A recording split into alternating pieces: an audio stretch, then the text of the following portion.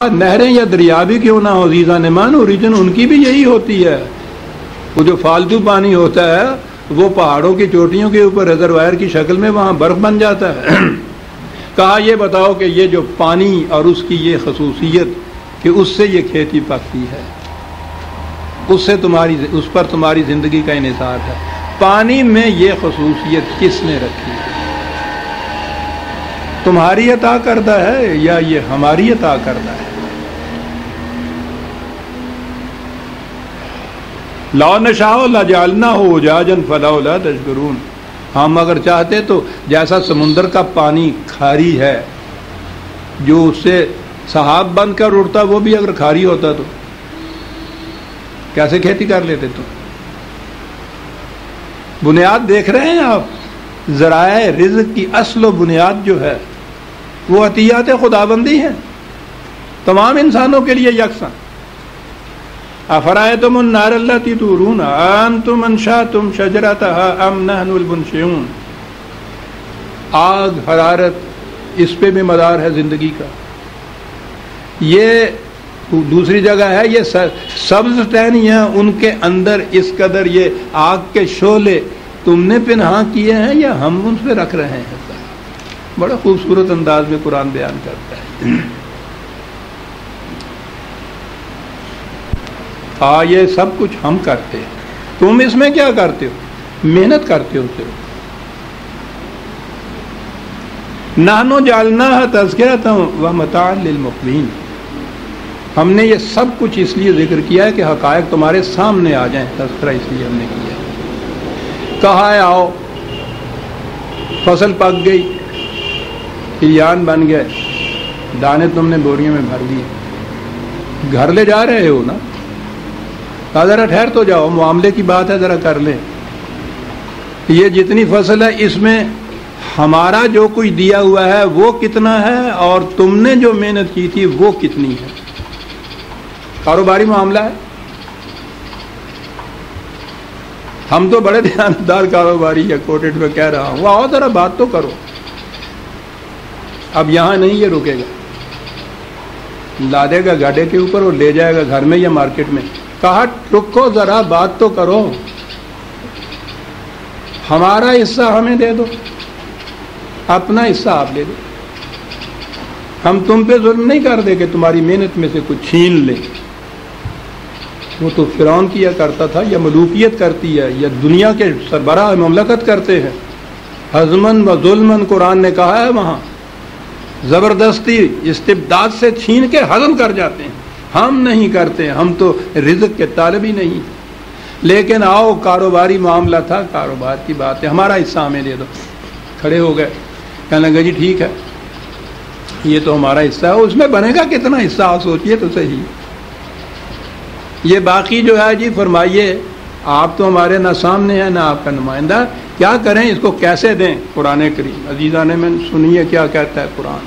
کہتا ہے یہ متاعا للمقوین، یہ بھوکوں کا حصہ ہے، ان تک پہنچا دو، ہم تک پہنچ جائے گا. فَسَبِّحْ بِاسْمِ رَبِّكَ الْعَظِيمِ. چھوٹے پیمانے پر تو تم ربوبیت کرتے ہو نا، اپنے گھر کی، بال بچوں کی، وہ چھوٹا پیمانہ ہے. ہماری ربوبیت عظیم ہے، پورے نوع انسان کی ربوبیت ہمارے ذمے ہے. ذرا اس کو وسعت دو ربوبیت کو. یہ جو محدود ربوبیت ہے اسے عظیم ربوبیت بنا دو. اسی کا نام اسلام، یہی دین ہے. پھیلا دو اس کو، دور دور تک پہنچا دو.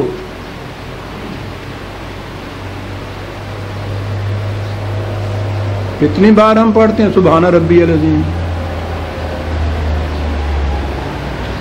کبھی نگاہ ادھر بھی جاتی ہے کہ یہ کس بات کے لیے کہی گئی ہے؟ یہ ربوبیت، بس یہ ربوبیت ادنا ہے جو انسان اپنی ہی زندگی تک اور اپنی بچوں تک رکھتا ہے. وہ ربوبیت اعلیٰ ہے کہ جو پورے انسانیت کے لیے ہے.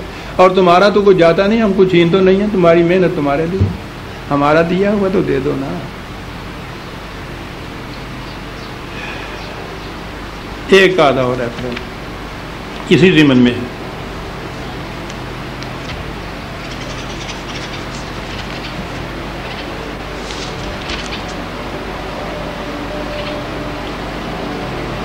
67/21 67/21 امن ھذا الذی یرزقکم ان امسک رزقہ. کہو اگر یہ صلاحیتوں جو رزق پیدا کرنے کی ہے ان چیزوں کے اندر انہیں ہم روک لیں، دنیا کی کوئی طاقت ایسی ہے جو انہیں پیدا کر دے؟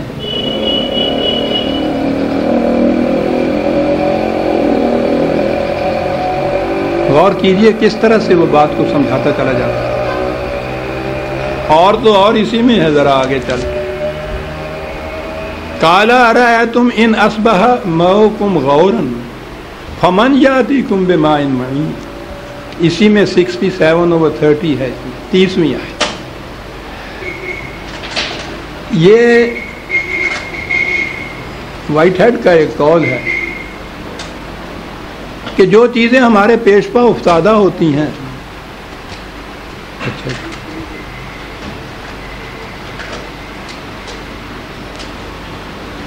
پیش پا افتادہ باتوں پر غور کرنے کے لیے بہت بڑے مفکر کی ضرورت ہوتی ہے. بڑی عظیم بات یہ لفظ کہتا ہے. یہ بات جو قرآن نے کہی ہے، دیکھیے کہ پیش پا افتادہ ہے لیکن کتنی گہری ہے. پانی فراز سے اوپر سے نیچے آتا ہے، پھر ہمارے ہاں پانی کی شکل یہ ہے جس شکل میں چاہیے چلا جاتا ہے.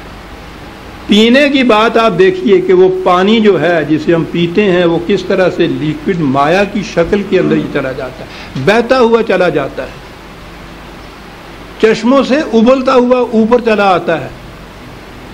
پانی کی یہ شکل ہے. پانی اگر ٹھوس ہوتا پتھر کی طرح کون زندہ رہتا اور کس کی کھیتی پکتی؟ کہا یہ بات نہیں. تمہارے کنویں، چشمے، وہاں زیادہ چشمے ہی ہوتے تھے جس میں سے پانی اوپر آتا تھا. کہا اگر ان چشموں کا پانی اوپر کی طرف آنے کی بجائے نیچے کی طرف جانا شروع ہو جائے تو پانی میں صلاحیت تم پیدا کر سکتے ہو کہ یہ پھر اوپر کی طرف آئے؟ کہا یہ چھوٹی چھوٹی سی باتیں ہیں، ان کے اوپر غور کرو تم کہ یہ کس کا نظام ہے اور یہ نظام کاہے کے لیے ہے.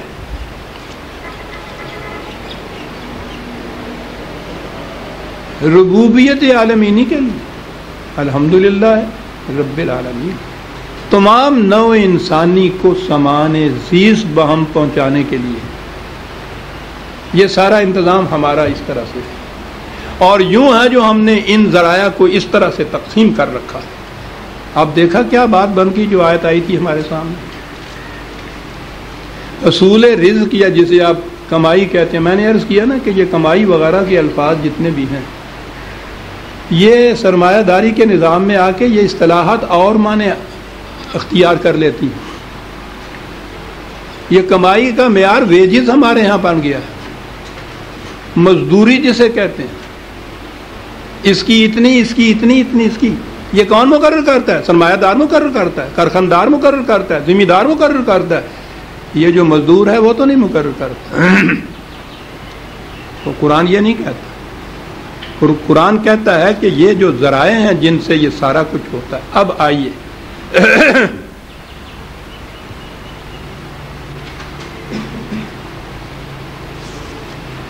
پہلی چیز ان ذرائع میں سے ہم نے دیکھا یہ زمین اور اس میں سے جو نظام ہے پیداوار کا، فصلوں کا، بنیاد اس پہ ہے انسان کے رزق کی ربوبیت کی. دوسری چیز اب آپ آگے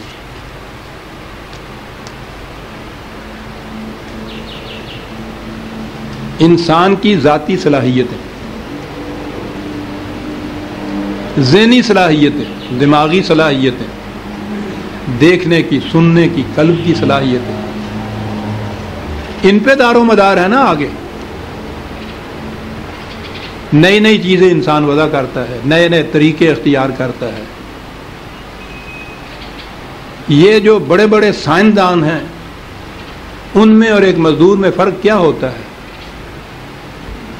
ان کی ذہنی صلاحیت، ان کی ذہنی قابلیت بہت بڑی ہوتی ہے اس کے مقابلے میں.